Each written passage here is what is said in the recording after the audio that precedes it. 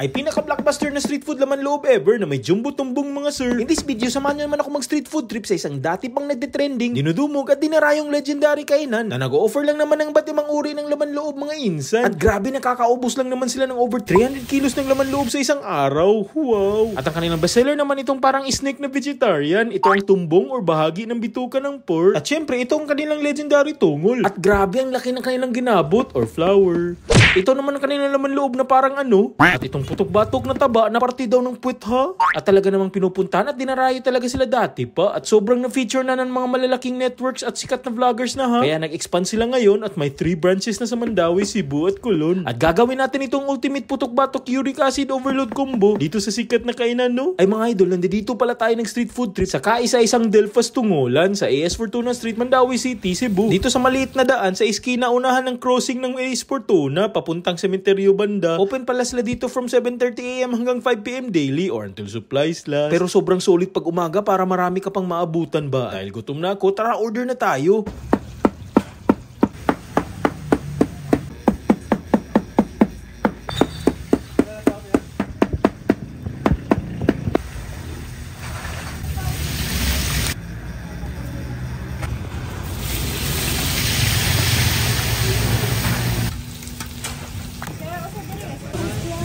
Ay tara, attack na!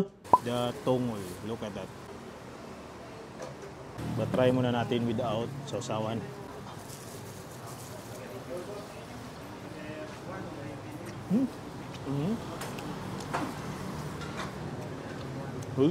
Okay pala siya.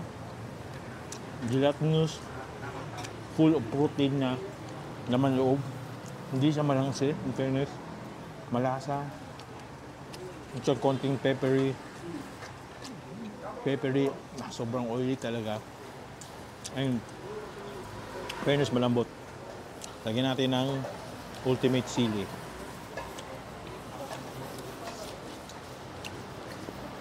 In fairness ha, may aftertaste, masarap siya. Masarap siya in fairness. Ayun.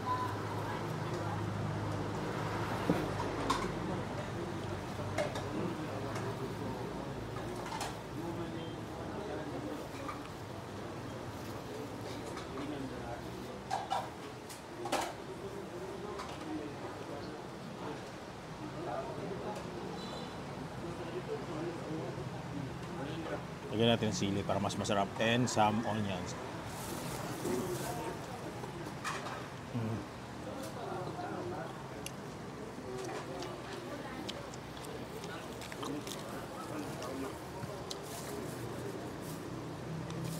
Okay, chicharong bulaklak mga idol, and look at that. Masarap talaga ito sa sausawan.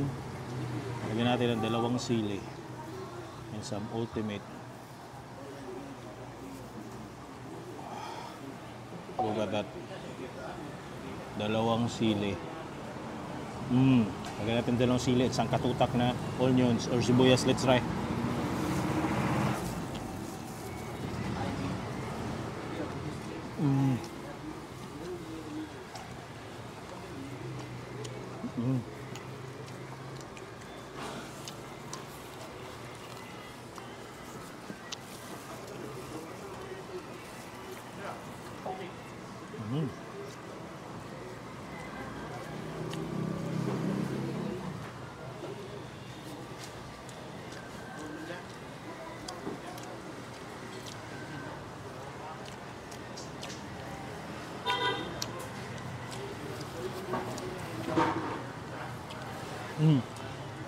Malambot pa siya in the inside, may crisp in the outside siya. Hindi siya malangsi.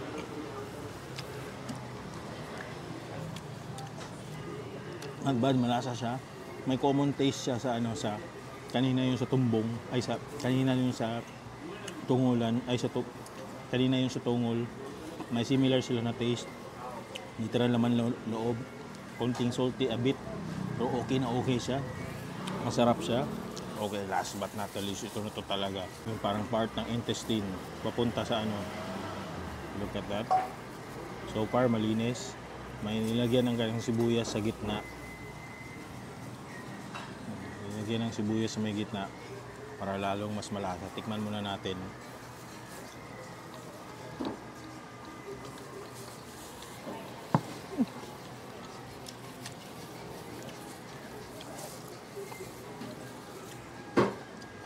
Uy, ang fairness ha. Malasa yung sa loob. Oily, a little bit gummy. Mas fatty siya ng konti compared ng charong bulaklak. Hindi siya crispy on the outside, pero masibuyas. Siguro dahil yung sa na-marinate siya ng kanyang sibuyas na part. Masarap siya. Mas ma-level up to sa sausawan.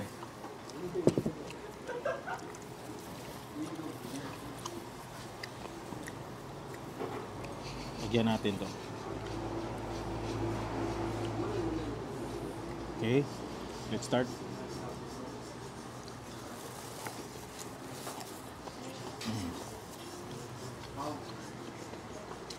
Level up. Ayos.